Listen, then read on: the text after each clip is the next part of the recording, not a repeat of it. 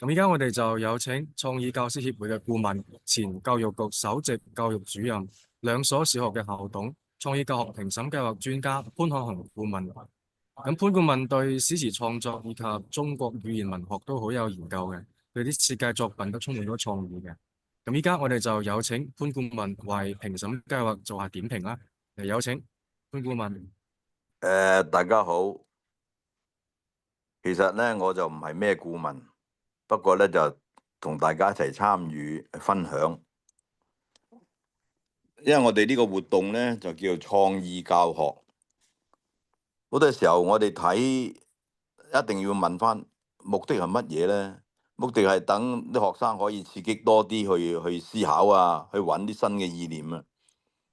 其實我哋一講，好多時候大家讀呢個教育文憑啊，或者係大學咧，聽都聽得過啦。喂，創意咧就要用腦喎，用腦講腦震盪，有 mind mapping 啊、brainstorming 啊、lateral thinking 啊、咩 systemic thinking 等等咧，仲有咩幾個 W 嘅思考方法，呢啲全部都係講去幫大家去思考，去揾創意。但係我覺得咧，今日個主題就兩個字啫，就係創意。我哋日常生活經常都係用咩咧？係用中文去表達。中文嗰個媒介咧，就係我哋個漢字。我哋嘅漢字其實咧，比英語或者其他世界語言咧，嗰個內涵係豐富得好多嘅。大家講創意，個創字左邊係一個倉，貨倉嘅倉，右邊咧係個刀旁。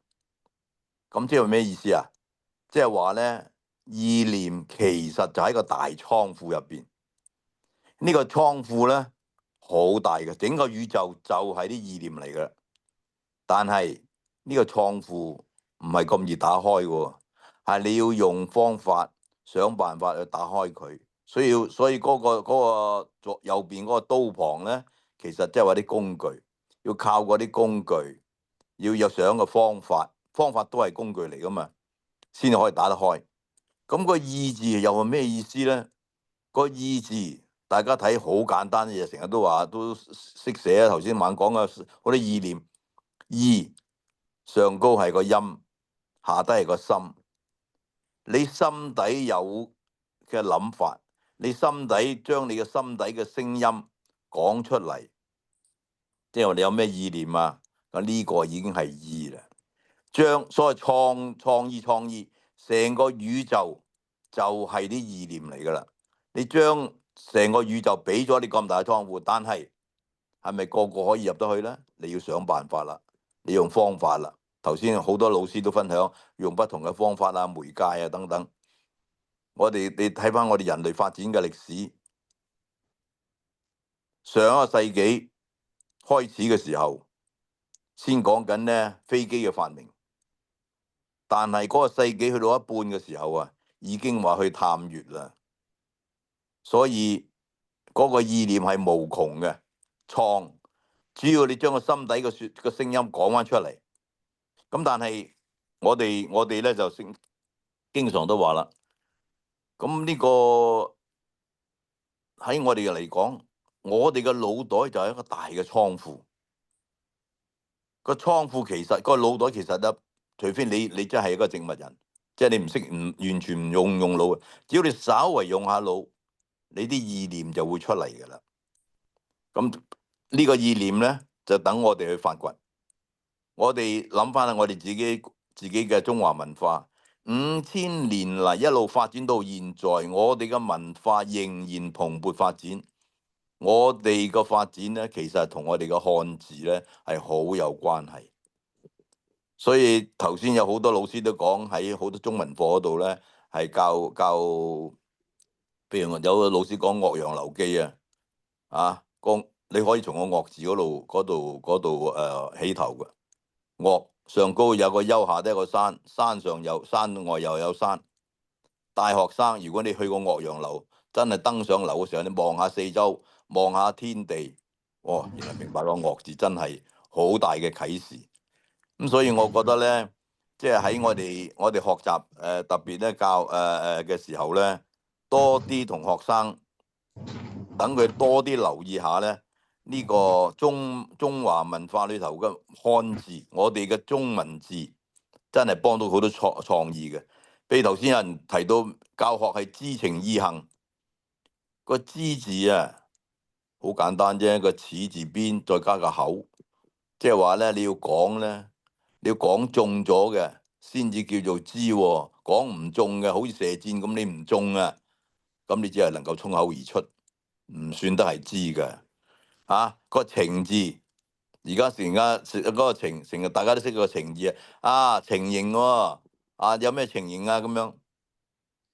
而家經常有搞嘅國情教育，咁其實當年我未退休嘅時候咧，國情教育都係我當手第一批帶學生上北京嘅。我同學生都講過，我話個情字就得啦。而家國家係嗰個建構係點樣啊？運作係點樣啊？呢啲係我哋成日講情實嘅情字，但係最主要咧就係將學生嘅情感帶咗出嚟。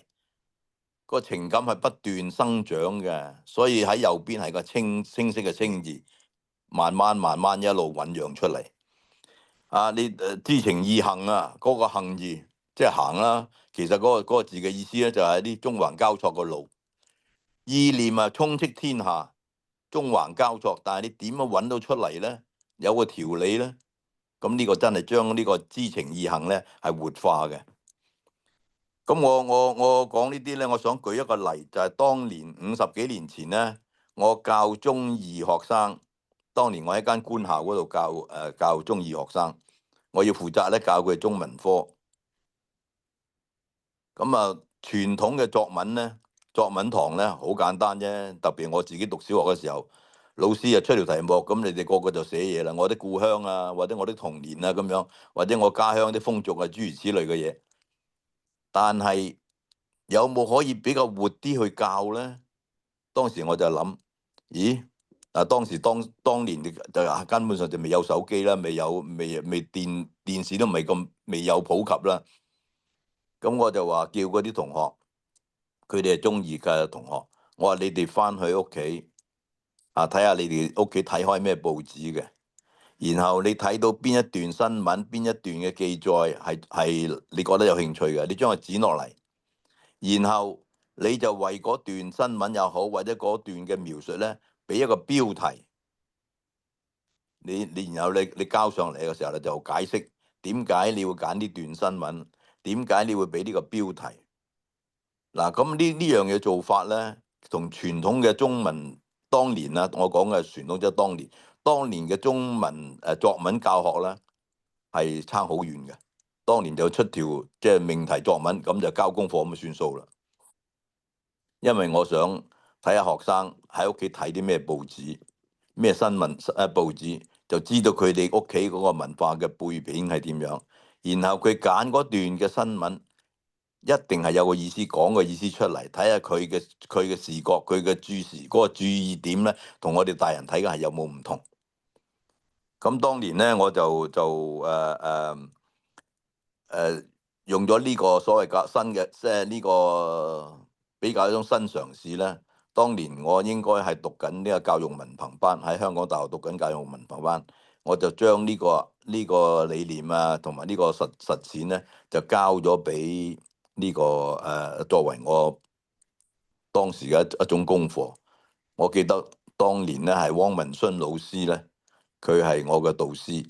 佢話你真係諗得到喎，即係嗰啲學生屋企嘅家庭背景，佢哋嘅文化水平，你都睇到學生嗰個自己整咗一段文字，整個標題，你可以睇到佢哋個注意力喎。佢話呢個就係活嘅教學，呢個就係有創意嘅教學。咁自此以後咧，我都好強調，就同啲老師講，後期我去咗教育局就做過好多範嘢啦。當年如果大家仲唔知有冇聽過一個名詞咧，叫做學能測驗。學能測驗係拎嚟取代呢個升中試嘅。當年上頭叫我喂，你設計學能參與，我都話乜嘢嚟㗎咁樣。咩文字推理喎，數字推理喎。咁其實咧諗翻轉頭，呢啲所謂乜乜測驗咧，不外乎都係將嗰個意念用啲創新啲嘅方法咧，係整翻出嚟啊。咁唔好意思啊，